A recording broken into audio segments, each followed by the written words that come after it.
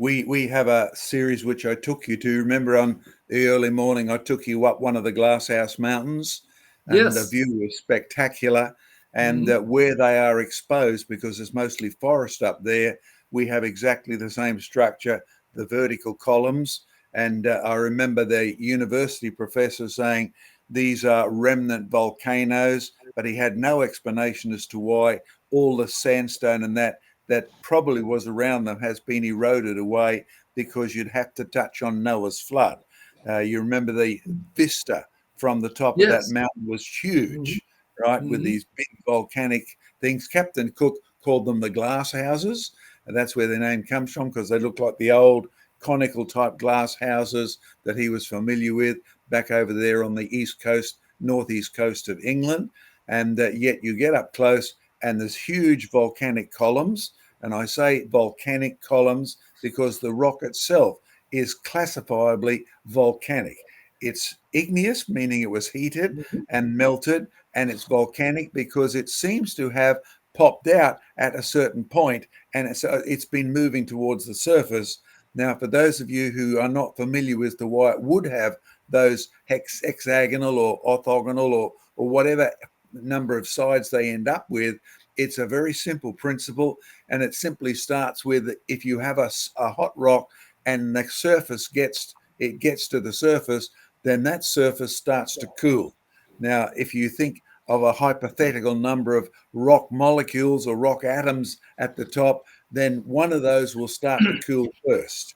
And if you can imagine, like you've been taught in school, the old sort of plum pudding type model of an atom, or the old round picture of molecules, one of those will start to cool first, but at the very most, it is touching six others.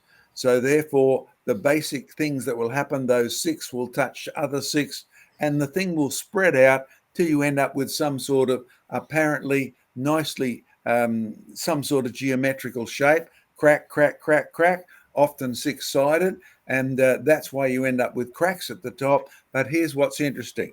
Did you notice that the cracks at Devil's Tower went all the way down to the bottom layer of different sort of volcanic texture?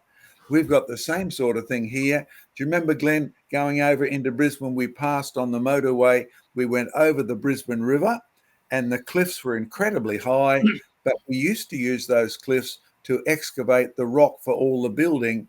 Well, not we, let's put it the convicts, the poor prisoners who came from England, got free exercise excavating those cliffs, because you could actually take the whole column out with not much trouble at all. It already was cracked from top to bottom, just like you saw at Devil's Tower.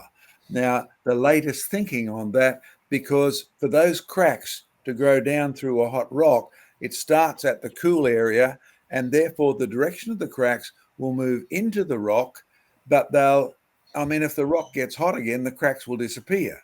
So what the thinking at the moment, and I'm pretty sure I agree with it, is what made us able to excavate 110 meters of rock in a simple, just one explosion or one sort of pickaxe in the right place.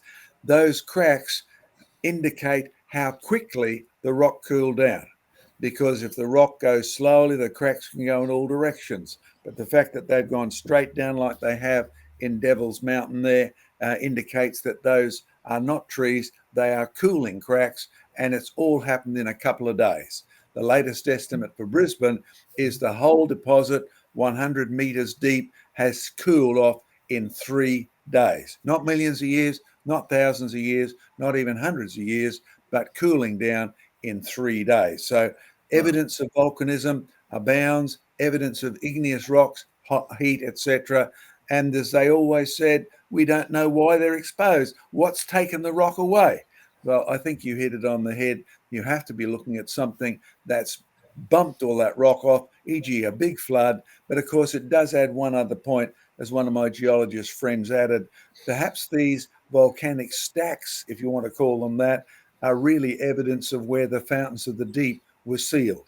Because in Mount St. Helens, you may remember, Glenn, the reason for such an explosive force was the water.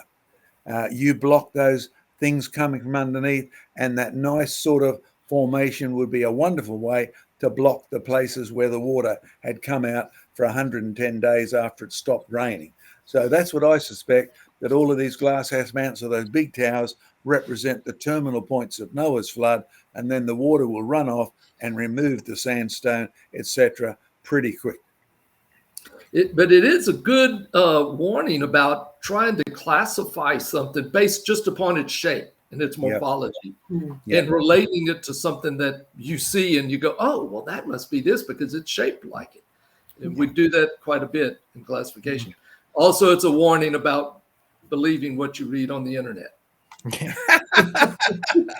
Isn't that the truth? Amen.